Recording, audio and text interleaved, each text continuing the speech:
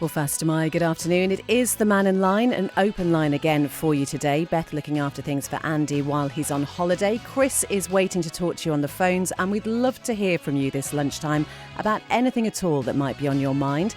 On Manx Radio this morning so far, we've heard an MHK query the accuracy of statistics indicating a 15% increase in the number of people being seen at Noble's Hospital over the past decade. Might hear a little bit more about that in a moment. We've also had Jason Morehouse talking in his capacity as chair of the Select Committee, looking into how the steam packet operates. Or maybe there's something else you'd like to talk about. Whatever it is, do get in touch. The number to call is 66 13 68, or you can text us 166 177 or email studio@manxradio.com.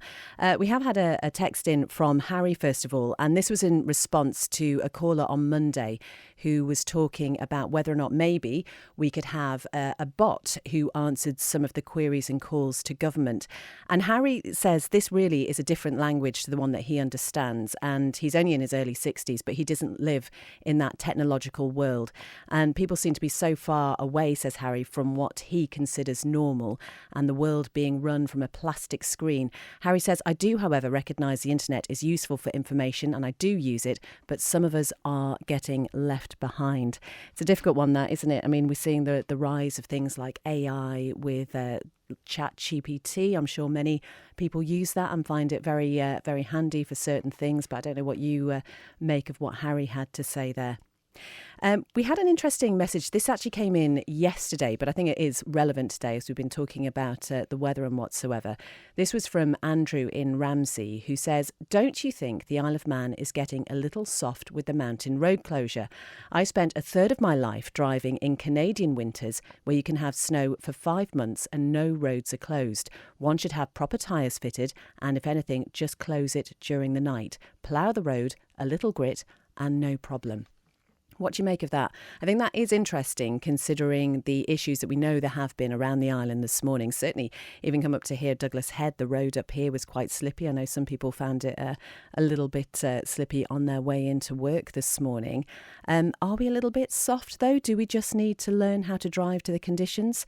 Interestingly, we will have a little interview to play on that, actually, because I think that's part of the problem, isn't it? We don't necessarily know how to drive when it's really snowy and icy, because we don't really have to do it that often. I suppose if you are living somewhere like Canada, you're going to have the right tyres on most of the time. But yeah, just wondered what you thought about what Andrew had to say there. Now, I mentioned in the introduction about the MHK questioning, I can't speak, the accuracy of statistics indicating a 15% increase in the number of people being seen at Noble's Hospital over the past decade.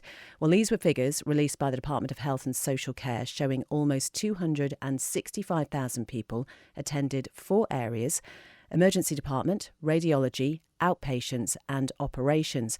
48,000 were seen in ED, what we used to call A&E last year. That's up from 35,000 in 2014. Well, Julie Edge says she wants more clarity on the figures. John Moss has been talking to her and also the former Health Minister, Laurie Hooper. Where my question came from the outset was actually from a document that was at the completion of the new Nobles Hospital site and the expectation of the numbers of patients that could go through the newly formed A&E at Nobles. But looking at these figures, I think that Ramsey Cottage Hospital has possibly been included in them. So I will be looking and seeking further detail. So you on say the you think, figures. so you haven't been given that sort of detail on this? Well, no, the answer's very clear, isn't it? It's just numbers all included together. But I have had contact from a number of constituents, and that people are concerned that the figures perhaps do include Ramsey. So it's something that we do need to clear up to ensure the public are getting the accurate information. At the end of the day, when you have cleared up this information, what do you want to do with it? What will this achieve? My other concern with this is obviously the changes that have been made up at the Accident and Emergency Department, and particularly to the out-of-hours doctors service, which is called MEDS. So MEDS is clearly closing at certain times, and patients are then directed through A&E. So naturally there's going to be an increase in the numbers going through A&E, but A&E in my day when I worked in Nobles Hospital was purely for accident and emergency, not because you need to see a GP. Former Health Minister Laurie Hooper says he feels Anno Domini and the effect the passing of the years have on you and me is one reason for this substantial rise. I honestly think these numbers are just telling us something we already know. There's been an increase in the number of operations, the number of examinations, the number of outpatient appointments, the number of A&E appointments. Generally speaking, demand across the health service is going up and has been going up for a very long time. And some of the numbers are quite stark in terms of the percentage increases. And a lot of that is to do, as anyone will tell you, is to do with having an ageing population. It's more to do with people that are here already needing to access the service more, and that's just a natural fact of life. I think as we all get older, we all need a bit more care, and especially through the health service. So nothing in that answer really should have been a surprise to anyone. That's former Health Minister Laurie Hooper, and before that, Julie Edge. Well, we can go to the lines and join Howard now, and I think this is something that he'd like to talk about. How are you, Howard? I'm fine, thanks, Beth. The question that Julie Edge is asking is a particular one that should be taken note of, simply because she's taken the bull by the horns. Now, by saying it's a 15% or a magic number that's been conjured up by Max Care, they've already just had their wings clipped by the government because they are just blatantly going over budget every year on the grounds that they're going to get paid. Now, in the last couple of years, they've been bringing in surgeons, very good, brilliant, to do cataract and hip replacements, knee replacements, everything. So naturally, the numbers are going to go up on the number of operations that are done. The A&E, I've been up there. In fact, I went up with my wife, and we were 6 hours waiting there. And in the end, we just walked out because nobody even came to triage. And we just sit and wait. But one lady had been there for about 10 hours, 12 hours. This is going back a little couple of years. But having said that, again, you cannot get an appointment with the GP. And not everybody wants to go to a pharmacist and discuss their illness. Yeah, the that's GP it. Is what you used to go and see, and you could discuss personal problems with a GP. Now, if you get past the receptionist, that's half your battle won. It's an interesting one, isn't it, Howard? I mean, you mentioned the pharmacy there. We know you have got the minor ailments scheme, which are available at most pharmacies on the island. And I just wonder, and I know Max Care have really tried to do work on this and pointing people in the right direction, because sometimes there will be people who go to ED who don't necessarily need to be there, and that is naturally going to slow the process down. But those people, when say in the last 10 years they're quoting these figures and they're mixing them up, and you can make statistics look as good or as bad as you like. And there's people out there that can do that by the blink of an eyelid. And they could bring it down to what they need, not what is actually needed. And again, people are saying about... I went up the other day to put a prescription in at my surgery of the clinic, and there was one man sitting in the waiting room. But you try and get an appointment, they're fully booked. But there's only one person in there, and I think there's about 8 doctors in this place. And I won't mention it, but it's one that's been mentioned many times. But again, it's trying to get appointments. And people are then going to go to A&E, which is going to overwhelm. And those people up there, they're working their hearts out. And I feel sorry for the work, because they're non-stop in A&E, and they're doing the work that GPs would normally have done. So the figures and the numbers that are being quoted could be right by the hospital. Yes, they've had more radiology, they've had more operations, they've had more of this, the other. But it's how they work those numbers and juggle them around to suit their own needs, I'm afraid. I still think, Howard... Julie Edge is quite correct in what she's asking. Yeah, I do still think that it sometimes does go back maybe to patient expectation as well. And I do think, if you present to ED, I suppose it's what classifies as an emergency. And as I said, there will be people who go there who maybe haven't been able to get an appointment. But I suppose if you can wait all day and then head to ED, is that really an emergency? It's a really difficult one. I agree with you there. I agree because accident and emergency, it does what it says on the tin. It's accident and emergency. It's not a GP facility, clinic or otherwise. But it's not an overflow. It's a workload factor, a life work factor that the GPs are working now. And you try and get somebody to come and see you at the house or whatever. The last ones I had was 10 to 12 years ago, and they've all retired now, those doctors. But you could at one time get somebody to come to the house. Nowadays, you can't get past the receptionist. And I've just had a prescription given to me, and I don't even know who signed it off and who's given permission for it. So I haven't even seen or heard from a GP why this has been changed. So you're asked the question, why is there a logjam at the GPs? The hospital, they brought in doctors and surgeons, etc., and it was a contract, and they brought down the number of cornea operations, the cataract operations, right down to a very low number from what was virtually a 3-year waiting list. And the hip operation, and I've heard good reports about these, a Scottish company, and they can all be lumped in, and they can inflate or alter the figures, the statistics, to suit Manx Care wanting more money off the government. I think we'll probably have to be a little bit fair, Howard, with the way that we phrase this. And there are other costs that have gone up as well. If you think about the cost of drugs and whatever, there are a lot of factors.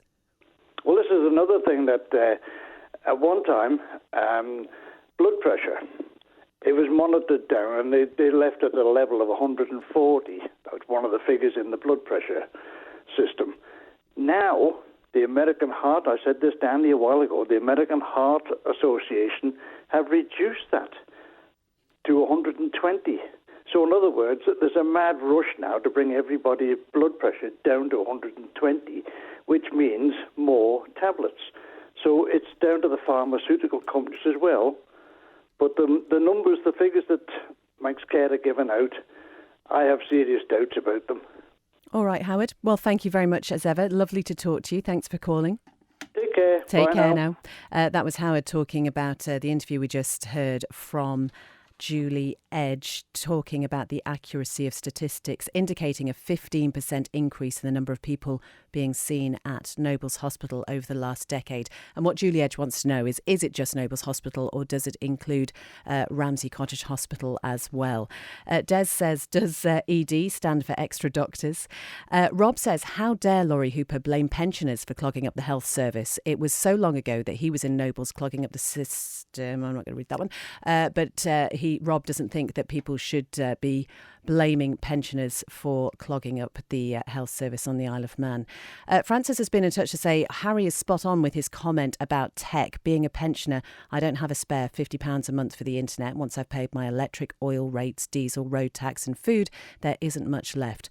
Politicians, says Francis, aren't in touch with the likes of myself and others. Their own vast wealth and continuous gratuity gravy train make them detached. And may I apologise to Laurie Hooper for paying tax and stamp and now becoming a burden. He will be old himself one day, just wealthy and old. Well, that's your opinion there, Francis. John says, regarding the mountain road, there's traffic backed up every morning to way past Blig Bridge towards Glen Helen. It's crazy. This didn't used to happen. Too many overpaid pen pushers and not enough boots on the ground within the DOI. The government is crying poverty. It's no wonder with this kind of mismanagement, and that's only the tip of the iceberg, says John. Pardon the pun there. Again, I think, do we have to be a little bit careful about what we're saying about, pen pushers and whatever. And I know, we keep hearing this, don't we? And maybe we just need a better understanding of exactly what people are doing in all the roles. Or maybe could we just do with a couple of days without all those people that we assume aren't necessary and see how we get on? I don't know. Text ending 068 says the mountain road is not an essential route. No one lives there. During freezing conditions, keep it closed. It's only for a short period. Continuing to grit it and try and keep it open just wastes money and resources. Concentrate gritting the essential routes. And Les, who's at Manx Glass today, says nobody gets to learn to drive in the snow on the island because as soon as there's half an inch of snow, the road gets closed. And JK says driving standards here on a good day are horrendous. It's no wonder it's the way it is now with a tiny bit of snow. You can also get in touch on WhatsApp as well. Texter ending 839 has been in touch on WhatsApp to say, get the doctors open at the weekend. Come into the real world. We all work weekends. And another text here from text ending 454 that says, the problem with ED is if people are able to get up and walk out without being seen, why were they there in the first place? Nick has been in touch to say it's an interesting suggestion by Andrew. This is the text that was sent in yesterday saying we're a little bit soft when it comes to the mountain road. Nick says, I lived in the Midwest of America and have driven on roads like those in Canada. Snow tyres are great, but they are expensive and driving with them on a road not covered in packed snow ruins them, so it's not viable here. People just need to drive carefully and not slam on the brakes if they lose grip. I am infuriated, says Big John in Ramsey, beyond words that all summer Ramsey residents had to endure a dirty, rubbish-ridden beach in front of the lifeboat station. Ramsey commissioners refused to clean it. As to why they refused is beyond me, as families with no cars and a low income is all for intents and purposes. It was their summer holiday, a day on the beach. So lo and behold, Ramsey commissioners sent their tractor to that beach to clean it so it'd be clean for the New Year's Day dip. I witnessed this myself, says John, and was disgusted and infuriated beyond belief. Ramsey commissioners are completely out of touch with Ramsey residents. Well, John, that is something that we can put on to Ramsey commissioners and ask them about. Healthy lifestyle and everyone being mindful about what they eat, drink, etc. Surely, says texter ending 616, this would help our under pressure health service. Preventative medicine is free. I mean, it's an interesting one, isn't it? I mean, there does come a point, surely, that we have to take some personal responsibility for our own health. So things like perhaps blood pressure, if you're able to be active or a little bit more active in some ways. I know it's not easy for people perhaps with mobility issues, but then there are great exercise classes, certainly here in the Isle of Man, things like parasize. So maybe if we all took a little bit more of responsibility for it, I don't know. Great to hear Common Sense Howard back on Mannin line. Funny how the threshold for high blood pressure has dropped so much. Is this a way to medicate people more, says texter ending 068. I'd have to look at that. I wasn't aware that the limits on that had changed. It doesn't help, says texter ending 152, that they shut MIU at the weekends for months, which puts more stress on the ED department. That's the MIU up at Ramsey. I know there were certainly towards the end of last year, again because of staff sickness, which can't be helped, the Ramsey MIU was closed for some stretches of time. As for blood pressure, so long as your heart is beating, you're on a winner. Big Pharma determines what your health should be, says Des. Oh, dear me. Right. Let's talk about driving in those snowy and icy conditions a little bit more in a moment. But also, just something else to remind you of, particularly if you live or drive around the Douglas area. Work on the road outside the National Sports Centre is now going to be extended into March. Now, since the 7th of November, I think it was, the road in Douglas has been closed between the northern and southern entrances to the car park of the NSC. And this is for new drainage to be installed. It was meant to reopen on the 21st of January. However, due to extra works that have been added onto the job, it's now only going to open on the 15th of March.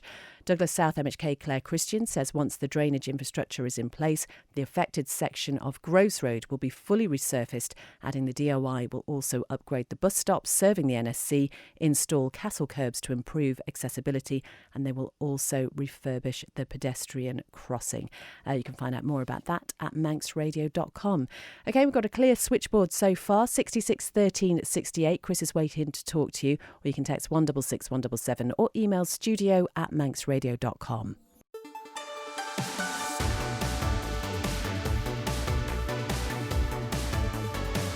Manx Radio.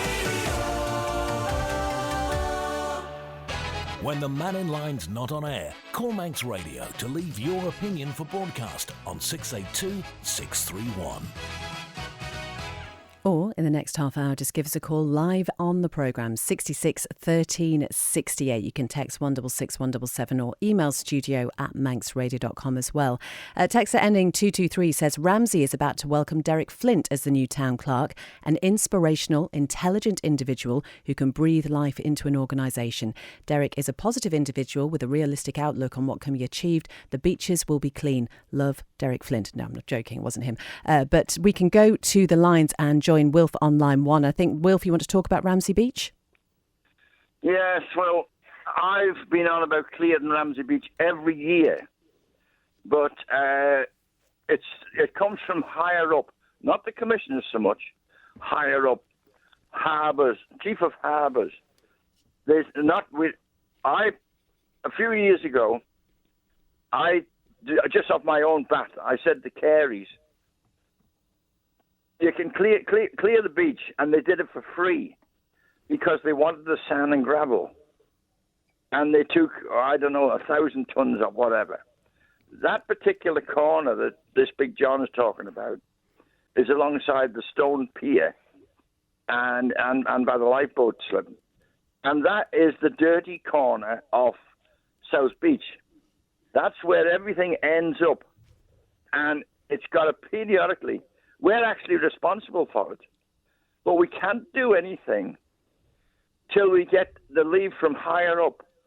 And I don't know what you would call it, jealousy or whatever, but because Careys took all the sand and gravel away and made a right good job of it, and that suited the commissioners, but it didn't suit the higher up, because, is he selling it? Is he making money out of it? Do we know this for certain? Sorry, Wilf, what are you doing with it? I'm just going to say, I mean, I don't know if we know this for certain. We would need to clarify some of those points. But I guess in the current situation, we're talking about things like the health service, and there's just so many conflicting priorities. I guess if we were going to play devil's advocate, we have to think about where does this sit in the grand scheme of things, I suppose. Would that be fair? Well, yes. I mean, it's the most popular beach in the island, and the best swimming beach because there's no currents, and should be kept clean down to sand. I've got pictures going right way back donkey's years, and there's not a bit of seaweed on it, not a bit of dirt on it, nothing. It was kept clean, and we actually, the commissioners way back, that was one of the jobs. They used to come and take the seaweed away and all the rest of it. But we've got this Green Party to fight with against.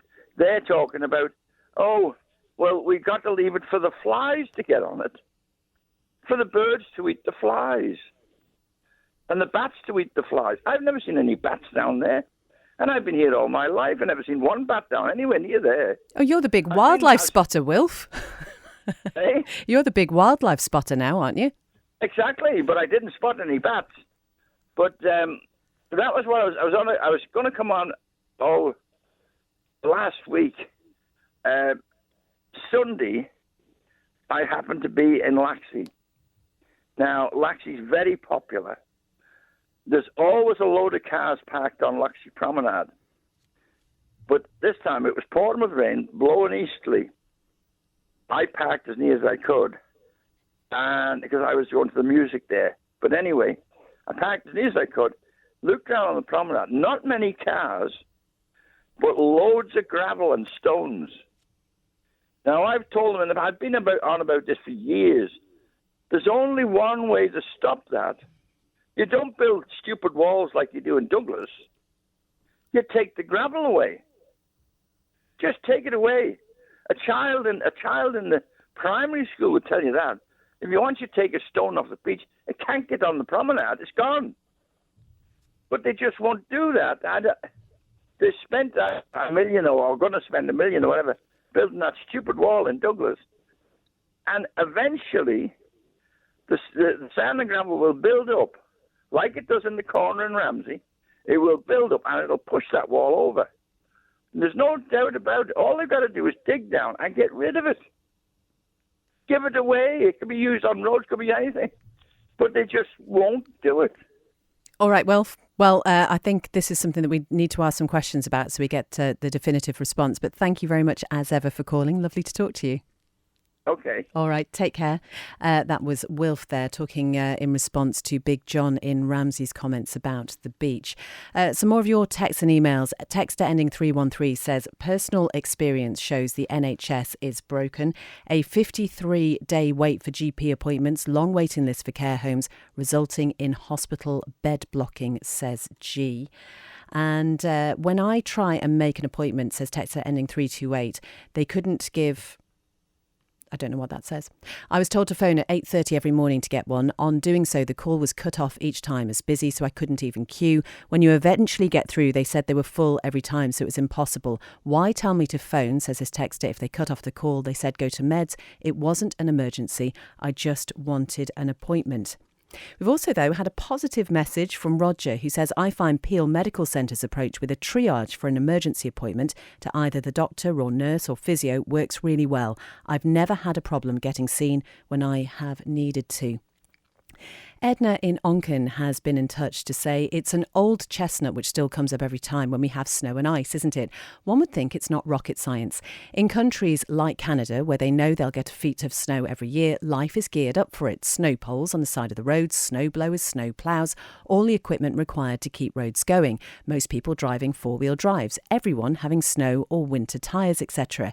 Here, though, says Edna, where we can go several years without seeing any real snow to speak of, it simply isn't worthwhile having millions of pounds worth of equipment rusting away in storage for months on end, only to be used for 6 or 7 days a year perhaps. We have the bare minimum required to do the job, which is what you would expect. Most drivers are not familiar with icy conditions in driving and probably won't have winter tyres, and you can guarantee that if the conditions are bad, there will be an incident within hours on the mountain road, and leaving aside any possible injuries, it ties up essential emergency service resources when there's no real need. Des has been on to talk about fluoride, describing it as a poison that might be put in our waters. Texter ending 381 says, I'm 77, I live on my own, and I had a bad fall over Christmas and hurt my leg and knee. It really shook me up, but I thought if I rest it would get better. But though I do feel a little better, my leg and knee isn't right. I've run the doctors 4 times now at 8:30, and by the time they answer, they're booked up. I don't drive and have explained all this to the receptionist, but all she says is try tomorrow. This is from Pat, who says the GP surgery that they use used to be really good, but it's just hopeless to get an appointment now. This is an interesting one, though. I think this is something that we probably do need to bear in mind as well. And we do see Mounts Care publish some of these statistics. Andy has said regarding the doctor's waiting list and appointment times, how many missed or no-show appointments do they have month on month? Shouldn't there, says Andy, be a missed appointment charge, say around £100, and this could be collected from individuals' NI accounts? And I think that is actually a very good point. And we know that every single month there are several missed appointments, and often, through no fault of anybody, there might be a genuine reason for it, but it comes at a cost, doesn't it? And I wonder how much of an issue, if we weigh it up against some of the problems that we're hearing about today, how much of an issue no-show appointments are. Perhaps is it time to start charging for them when there really isn't a genuine reason for it? John in Farm Hill says, I wonder if it'd be better if we reverted to the old system, ditch the appointment style, because it would appear people abuse that system by not turning up. If we just turned up and went in to see the doctor as we did many years ago, and perhaps then people would use the ED apartment for what it says on the tin. How well do you think that would work? Again, it goes down to, doesn't it? I mean, how essential is it for you to be seen? If you've got an ailment or something that's really worrying you, you do want to be seen as soon as possible. I don't care about Ramsey Beach, says texter ending 470. There are more important things to worry about, like refugees and getting our doctor's appointments. Cross climate tyres, says John, are suitable for both summer and winter. How is this for Gritter information? This is a message that has been sent in. Oh, this is brilliant. I absolutely love this. When they give the different names to gritters. So we've got Sweet Child O'Brien. Where is this? I can't quite see where it is. I don't want to get it wrong. Double Snow. You only grit ice. That's it. We need those names over here. Skid Vicious. Oh, what a brilliant name for a gritter. Yeah, let's name the DOI gritters. Can we do that now, please? Steve's been in touch to say this is regarding a call that we had yesterday from Julian about wildlife. And Steve says, I find it fascinating that people like Julian say they really care about wildlife when it comes to wind turbines. However, when it comes to the decades of damage that the fossil fuel industry has caused to the environment and wildlife, they don't really seem to care at all and want that to continue. Surely, says Steve, you either care about the environment or you don't. Okay, so far, I think we've got through all the texts, emails and calls, but plenty of time yet for your thoughts. 66 13 68 is the number to call us. You can text 166 177, email studio@manxradio.com, or you can go to WhatsApp. Just add us to your contacts, 07624 166 177, then you'll be able to message us for free. But as we know, this yellow weather warning for frost and ice is in place until midday on Friday, and emergency services are really urging everyone to take care on the roads. The mountain road, as we know, is staying closed to the conditions at the moment, even though some people don't agree with that. The Cregnabar back road is also shut. We've got this interview now with Chris Smith. He's the police's road safety manager, and he's got this advice if you are planning to drive anywhere over the next few days. Make sure the vehicle's roadworthy, so make sure that all your lights are working, windscreen wipers, particularly with the heavy rain that we've had, so that it clears the windscreen. Just make sure that the tyres are above the legal tread depth, and when the constabulary put a message out for people not to drive because of the conditions, please adhere to it, because we don't want anyone putting themselves at risk, and drive to the conditions. In wet conditions, braking distances is at least doubled.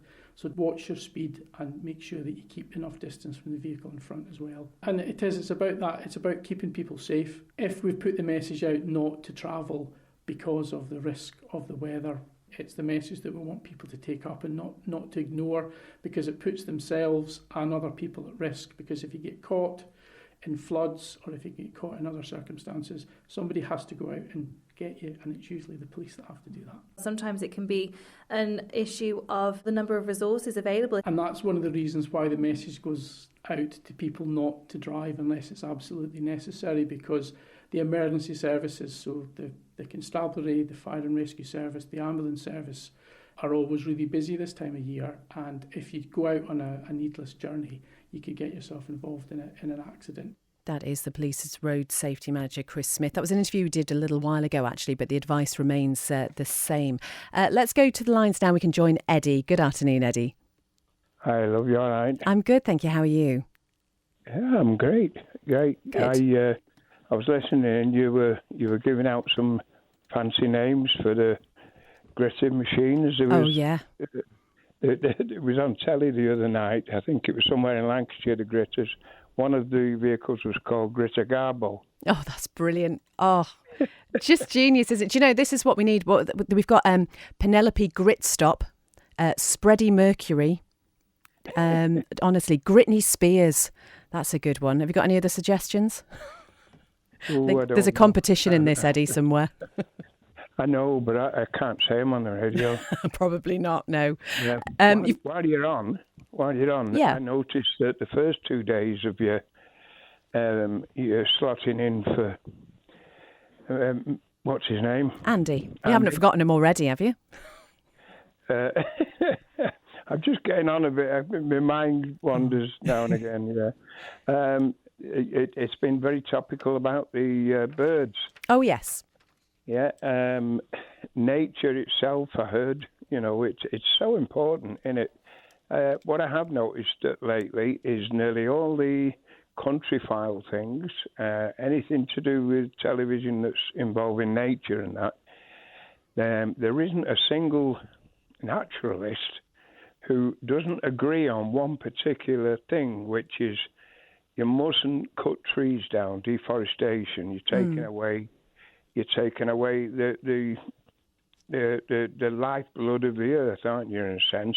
Same with another thing like Country File at Weekend. It was on about recreating wetlands, not taking them away, but rewilding the wetlands and things.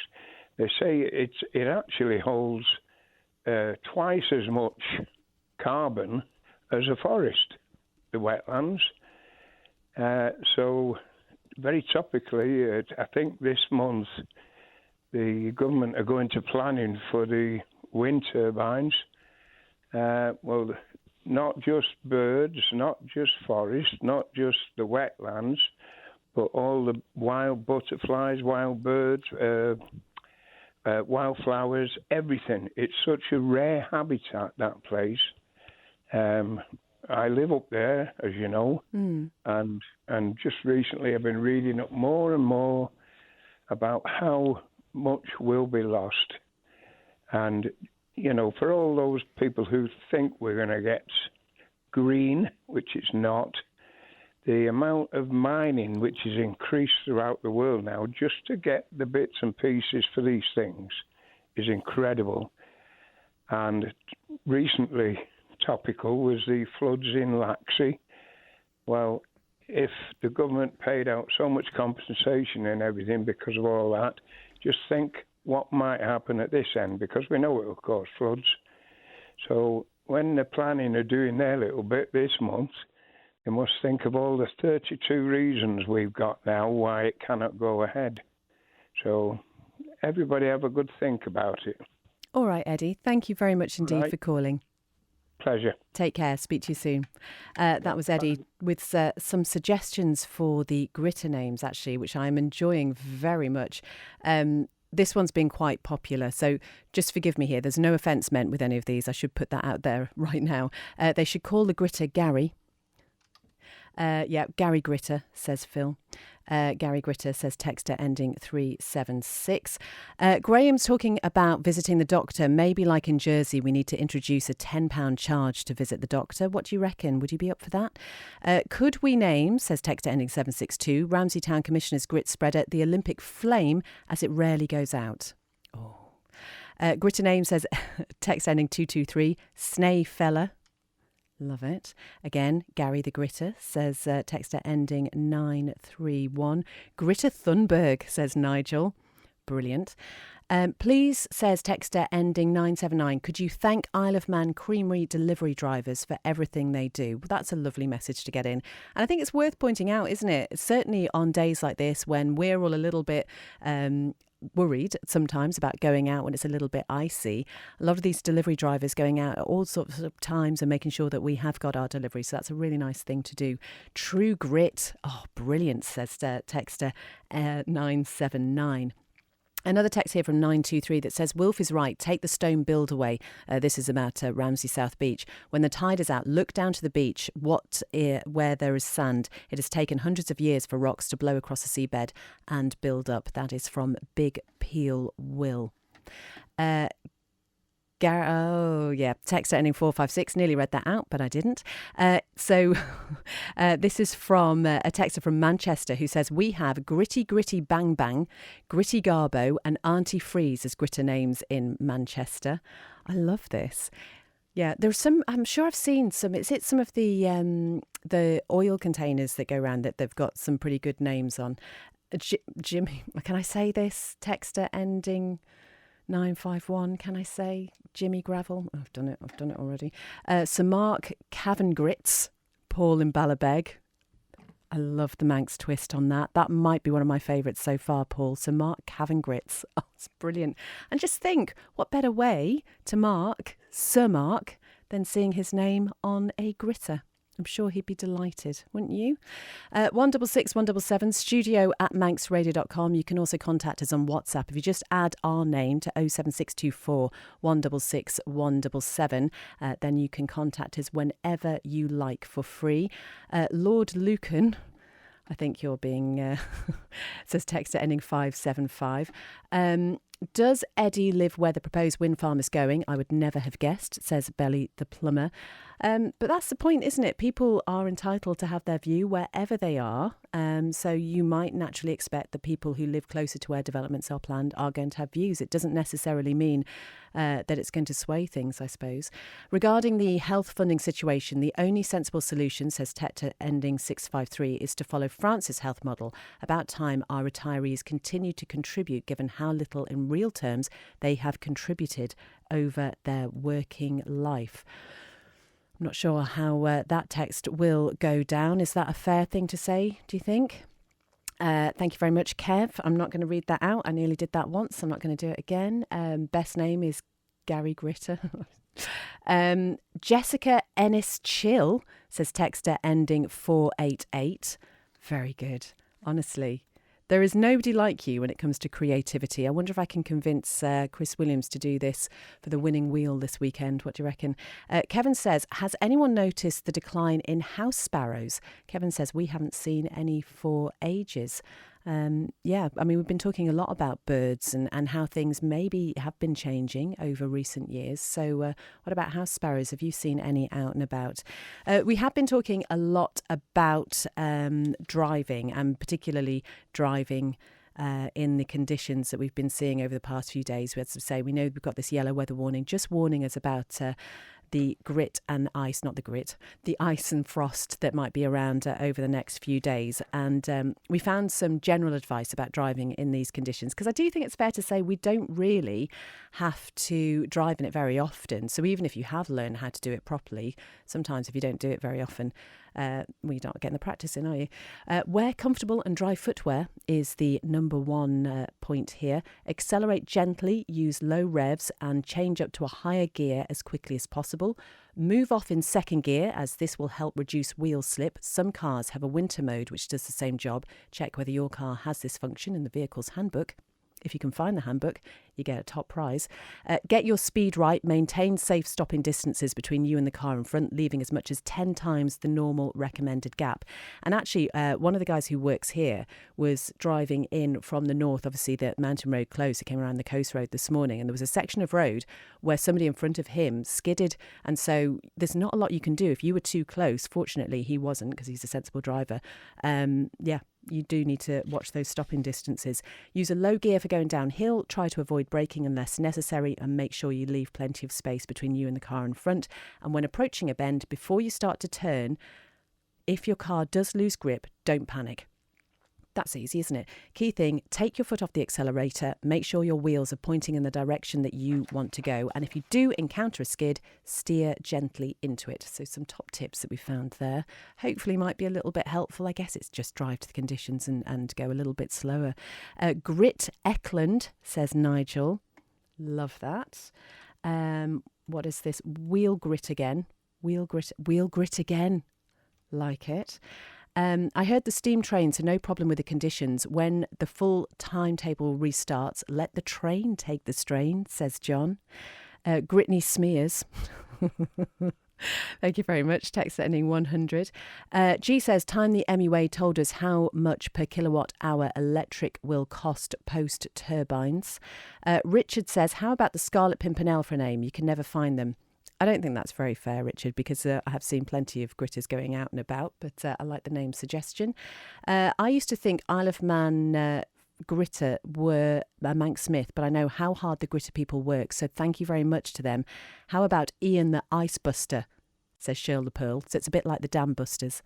I like it, Shirl. What's this one? Control, Salt, Delete. That, according to Richard, is on a Cumbrian wagon. Oh, I love this. No, thank you, text running 505. I really need to learn to pre-read. I'm going to get myself into a lot of trouble before Andy's back in this chair. Francis says, has the government thought about going on a much-needed fact-finding mission to New Zealand to see how they operate their health system there? It would only take a few MHKs and top civil servants to go and see how to do it. You're not being remotely sarcastic at all there, are you, Francis? Chris up north says, I'm looking at 6 house sparrows at this moment in my garden feeding.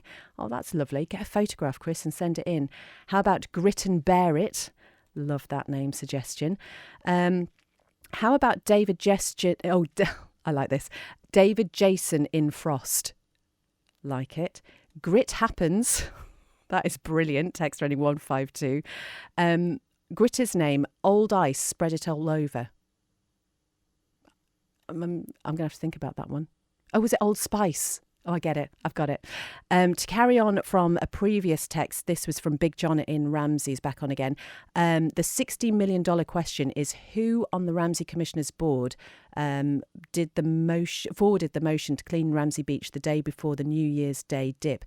Big John thinks they should resign. But I suppose, to be fair, Big John, if you know you have got a lot of people going to an event, then surely it makes sense to make sure it's okay for that.